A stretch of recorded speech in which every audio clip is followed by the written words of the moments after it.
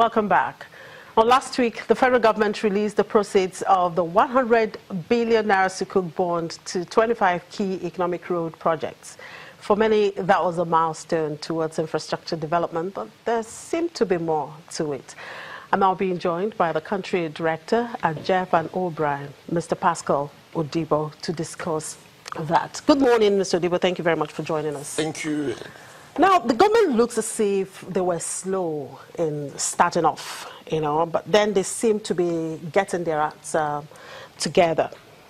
What's your take on this recent release of the Sukuk bond proceeds to infrastructure, road precisely? Thank you. The thing, what really happens is that when political parties come into government, let me use that word because it's democracy.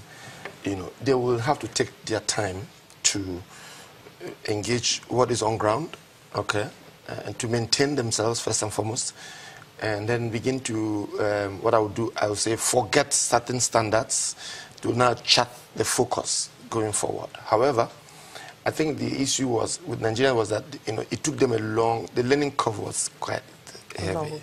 And, but, all is well, good that ends well.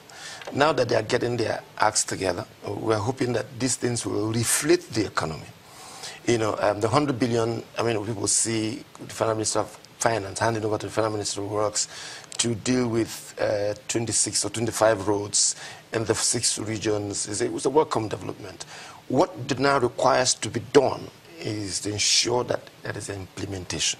The devil is in the implementation. That's always where the challenge is. It seems various governments seem to bring out right policies, like right programs, but then the implementation becomes an issue.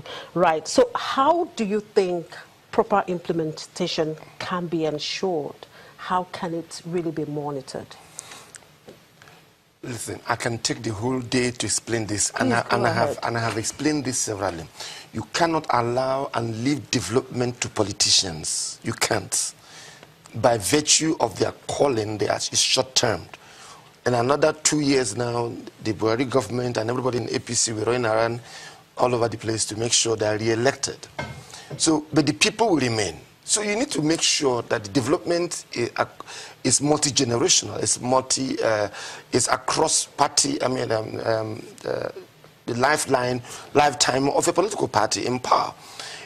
So if let's say this 25 roads now were agreed, both with PDP and APC and every other person that is political, and is agreed, every political party that comes to power will be evaluated with how much you are able to establish or build this infrastructure.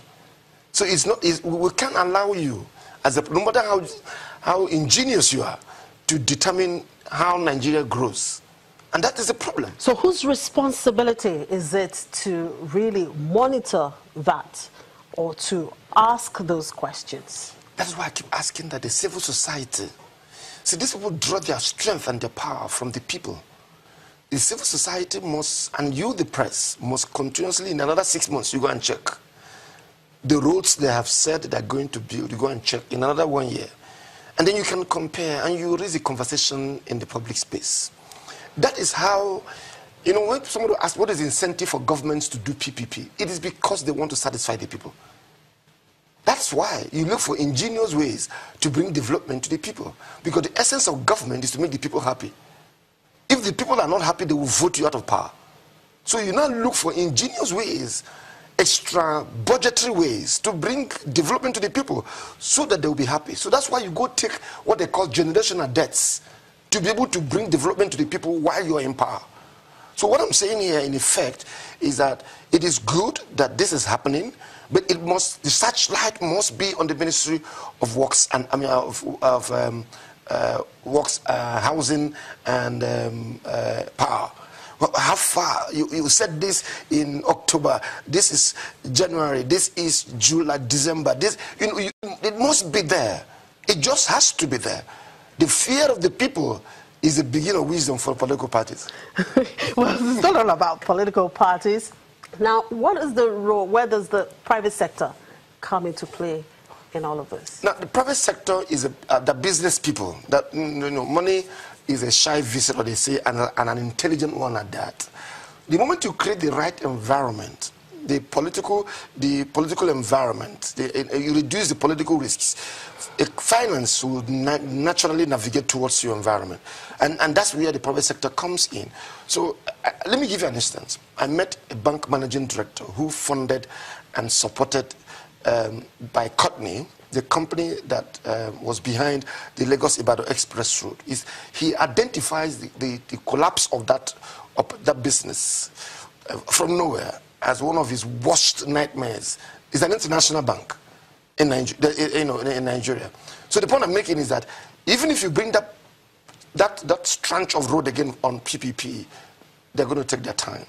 So government must learn to keep her words if you want to attract private capital, and they are waiting in the wings to come in. What kind of incentives are you looking at that can actually attract those kind of private sector interest?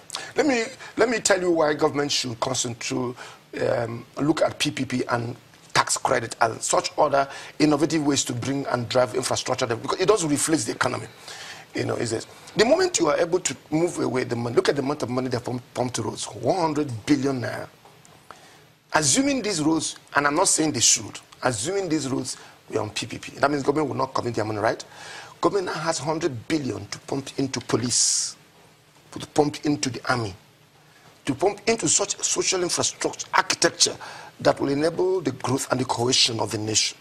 That is why. So government must look at great incentives. And the incentive here is not what people are calling, they're not tax holidays. And I hear people say Dangote has tax. It's not a tax holiday.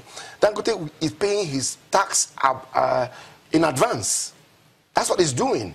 Tax credit is paying your tax in advance. So for doing that, it should be discounted for you. Government gets the road built, the people drive on a good road, and the investor gets a relief. So the point I'm making here is that these kind of incentives, people shouldn't see them, as pandering to the multinationals or to the large corporates, but in ingenious ways to bring strategic infrastructural development in our country. And that's what you need to do to reflect the system. The system is looking downwards. So you need to do all you can to at least change the direction of the arrow. Then you begin to see how you go up.